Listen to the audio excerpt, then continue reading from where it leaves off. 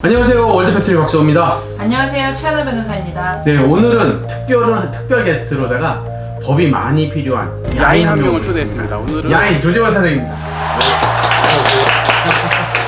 법이 많이 필요한 친구라서 많이 좀 가르쳐줘야 돼요. 이런 사람들이 저희 법률 TV를 보면서 마늘과 쑥을 같이 먹으면서 사람이 될 수 있는 그런 신기한 일이 일어날 거라고 생각됩니다. 약쟁이 같잖아. 아, 나하고 안 맞아. 그러면은 일단 마늘과 쑥은 뒤로 하고 저희 이제 오늘은 명예훼손에 대해서 한번 알아보겠습니다.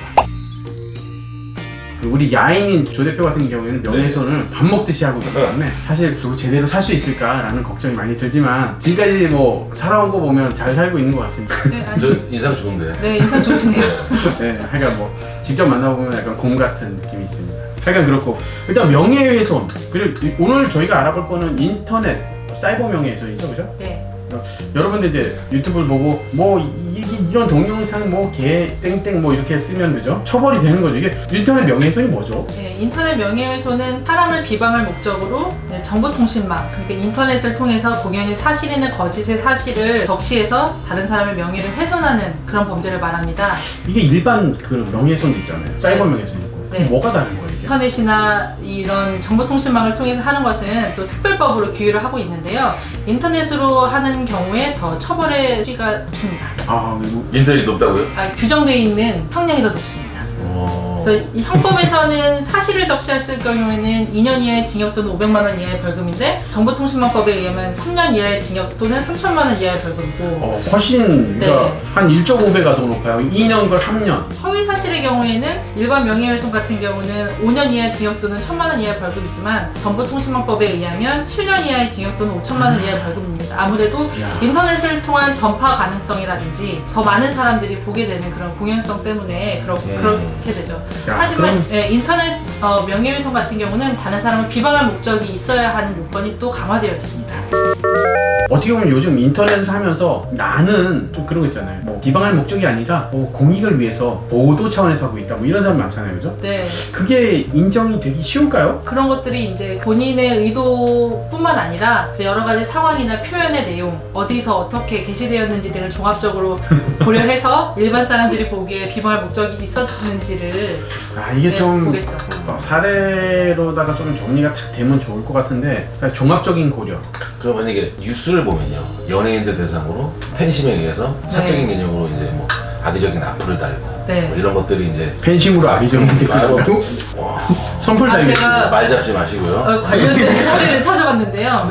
그 인터넷에 추측성 기사가 나왔는데 A군이라고만 나왔길래 평소 제가 싫어하는 연예인 이름을 적으면서 너 그럴 줄 알았다. 눈빛 봐라. 마약이나 하고 뭐 이렇게 인생 그렇게 살지 말아라고 댓글 썼는데 얼마 뒤에 경찰에서 명예훼손으로 조사를 받으라고 했다. 장난삼아 단 댓글에도 명예훼손인가 이것에 대해서 명예훼손이라고 이거는 제가 봐도 너무 심한 명예훼손이 될 것 같아요. 허위 사실의 명예훼손이. 네, 잘 알지 못하는 사실이니까. 네. 그럼 그냥 추측해가지고 그냥 막 쓰는 거잖아요. 그러니까 사실 근데 유튜브들 보다 보면 가끔씩 이게 진짠가 가짜인가 라고 하는 그런 것들이 너무 많아요. 뭐 사실 숫자 많이 다시는 유튜버들 많이 있잖아요. 네. 뭐 해서는 안 될 5가지, 뭐 해야 할 10가지, 뭐 이런 식으로 그런 콘텐츠들 많이 있는데 그 중에 사실을 적시하면서 뭔가 누군가에게 해가 된, 그러니까 사실인 것처럼 얘기했지만 뭐 나쁜 거 이런 걸 가지고 얘기해가지고 이제 불특정 다수한테는 해당이 안 되잖아요, 그죠? 네, 사회적 평가를 저하시키는 것이 이제 명예훼손이라는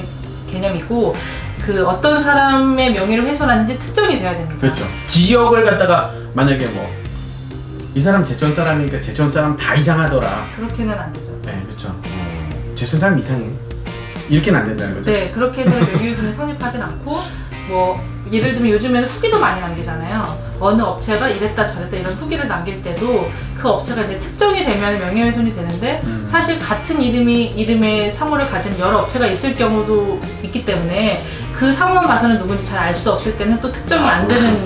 그러면 기업도 명예훼손이 대상이 될까요? 사실 타인의 명예라는 건 일반적으로 사람을 전제로 하고 있지만 그 법인에 대해서도 명예훼손의 피해자에 해당된다는 최근 대법원 판례가 있었습니다. 예, 그렇군요. 만약에 오토바이 제품이 쓰레기더라는 댓글 막 달았어요. 그러면 이것도 훼손이 될 수 있다라는 거죠. 이 판례의 취지가 아니죠, 그렇죠? 그렇죠. 이제 저희가 궁금한 건 이거랑 비슷한 질문이지만 저는 이제 야식을 많이 시켜 먹거든요. 배달 땡 배달의 땡땡 뭐 이런 앱 어플을 사용하는데 네. 배달 그런 어플. 후기들을 본단 말이죠. 네. 음식 사진도 보고 사람들이 아. 본 평가를 보는데 네. 거기에 맛이 정말 뭐 같더라 다시 시켜 먹지 말자 이런 것들을 달면 그게 과연 명예훼손에 해당이 되나요? 그 명예훼손이 그 아까 말씀드린 대로 특정이 되고 사실 그 사회적 평가를 저하시키면 명예훼손이 되는데 네. 이제 그런 부분은 좀 사회적 평가를 저하시킬 의도가 있어 보이진 않고 본인의 솔직한 의견을 말한 거니까 이게 공익성이라는 게 좀 이게 다 애매한데 그죠? 네, 그 점은 좀 애매할 것 같아요. 그러니까 만약에 진짜 아기를 품고 시켜 먹지도 않았는데 내가 저 가게 죽여버리겠어 해가지고 아니면 경쟁사에서 막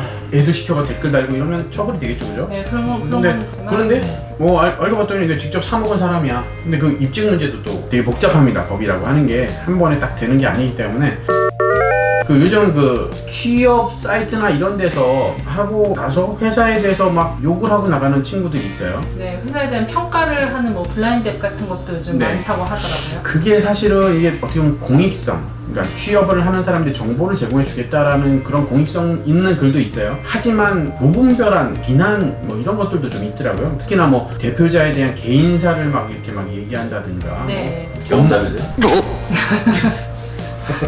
하여간 뭐 네. 그렇습니다.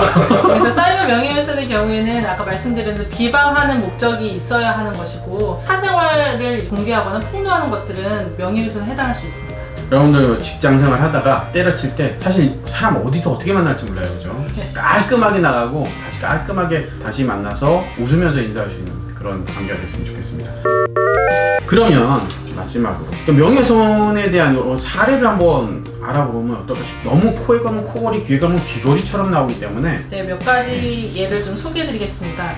뭐 저희가 요즘 가짜 뉴스도 많은데 사람들이 이제 SNS가 발달하면서 뭔가 어떤 소식을 잡게 되면 그걸 이렇게 퍼나르게 되는 경우들도 많잖아요. 인터넷에서 알게 된 사실을 퍼나르는 경우도 명예훼손에 처벌받나요? 라는 그런 질문에 뭐 글에 게시된 사정이나 글의 성격이나 여러 가지 구체적인 사실관계 확인이 필요하지만 그 글을 그대로 복사해서 공개적인 게시판에 올리는 행위는 역시 사이버 명예훼손죄가 성립할 수 있다라는 그런 예가 있습니다. 남들이 비방했던 거를 그냥 알지도 못하면서 복붙하는 거 문제가 네. 있다. 네, 그렇죠. 일단 기본적으로 남들 욕하는 거는 다 쓰면 안 될 것 같아요. 일단 그게 진실이든 아니든 그게 사실이라도 처벌받죠? 그렇죠. 사실 적시에 의한 명예훼손도 네, 처벌받습니다. 맞아요. 사실 적시하면은 3년, 구라로 했으면 7년, 그죠? 네. 그러니까 위험하니까 다들 안 하시니까 그냥 선풀만 다시고 조금 이렇게 마음이 안 좋다 그러면 그따구로 살지 마세요 정도? 그러면 욕이 될까요? 아, 그 방금 말씀하시니까 이 명예훼손과 비슷한 모욕이라는 개념도 있는데요. 그렇죠. 모욕이 될 수도 있겠네요. 네. 모욕에 대한 예가 있습니다. 네. 대법원 판결 중에 어떤 사람이 관리소장실을 방문한 자리에서 언쟁을 하다가 야 이따위로 일할래 뭐 좀 그런데 나이 처먹은 게 무슨 자랑이냐 이렇게 말하는 사안에서 상대방을 불쾌하게 할 수 있는 무례하고 저속한 표현이지만 그 사람의 인격적 가치에 대한 사회적 평가를 저하시킬 만한 모욕적 언사에는 해당하지 않는다고 판시한 바 있습니다. 보통 저속한 표현이나 이런 욕설 같은 경우는 대부분은 모욕에 해당하지만 방금 말씀하신 개뭐 네 그런 것들은 모욕에 자식들아 뭐 이런 건 되지만 그게 아니라 이따위로 일할래 이따위로 일할래? 그렇게 살지 마세요. 뭐 나이 이런 처먹은 게 게 무슨 자랑입니까? 그 정도는 괜찮다. 이게 아마 이 사실관계에 따라 어느 문맥에 이런 말들이 들어갔는지를 다 봐서 이 정도로는 인격적 가치에 대한 저하가 아니다라고 판단을 한 것 같아요. 나이가 먹은 사람이니까. 사실을 적시하고 네, 사실 역시해서 뭐 인격적 저하는 안 시켰잖아. 그 정도의 그럼 일상생활에서 나올 수 있는 말들, 약간 비하한 말들은 괜찮은데 저속어, 그러니까 뭐 개, 소, 닭, 돼지, 동물농장들은 100% 모욕죄에 해당된다. 네.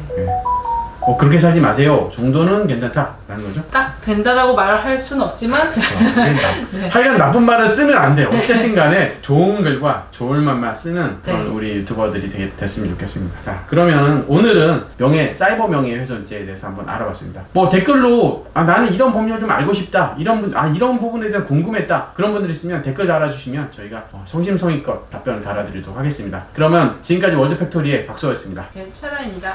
네, 조조아입니다. 안녕. It's delicious.